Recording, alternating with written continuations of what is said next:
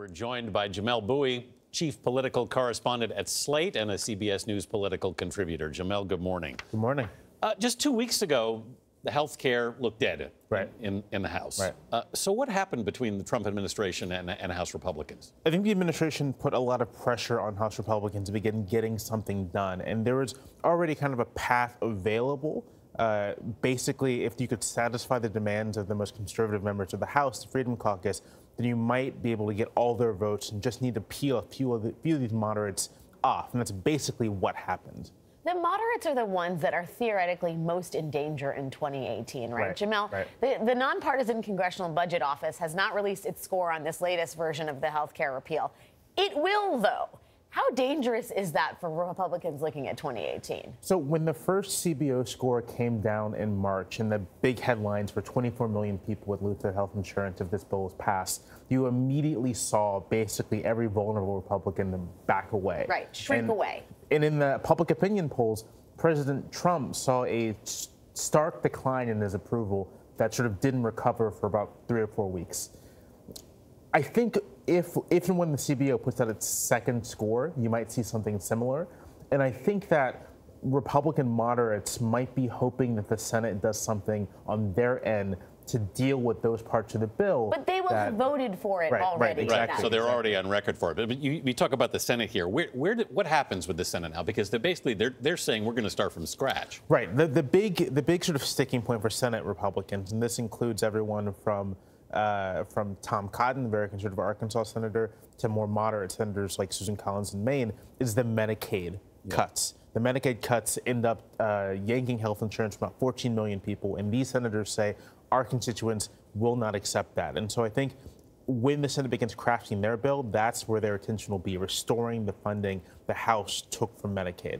Jamelle, the New York Times is reporting that there is vast sort of grassroots progressive energy being poured into focus on the pre-existing conditions piece of this. As a campaign slogan for 2018, how powerful is that for Democrats looking to take the House back? I think it's incredibly powerful. There's some evidence to suggest that the original AHCA, it's kind of an awkward acronym, may have contributed to the surprising strength of Democratic candidates in Kansas, the Kansas 4th District and the Georgia 6th District. And if that is true, then, like we said earlier, the mere fact of voting for this, the fact that it does gut pre-existing conditions, may end up driving Democratic turnout, harming Republicans with their constituents, and harming the 27 or 28 House Republicans who are in districts Hillary Clinton won by either substantial or modest margins. Let's talk about what's happening in France at the moment, because it looks like as we've said, a case of deja vu here. I mean, is this a new reality we're having to deal with? And how do we process this, do you think, Jamelle?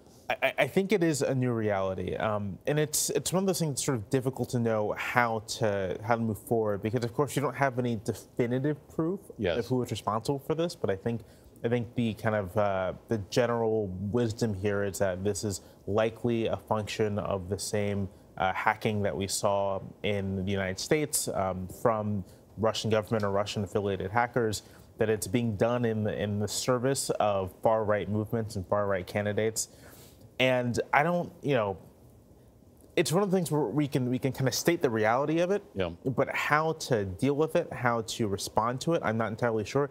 It is probably the case that France's election news blackout in the run-up to the voting is going to help out in trying to respond to it. It kind of de-incentivizes maybe sensationalist coverage of the hacks and of the leaks. But I do think that going forward, candidates of the center and candidates of the left, both here and in Europe, are going to have to deal with the fact that their campaigns are going to be under essentially constant electronic hacking from antagonists. And it's coming at a moment when we're still exploring the Russia question here in the United States with two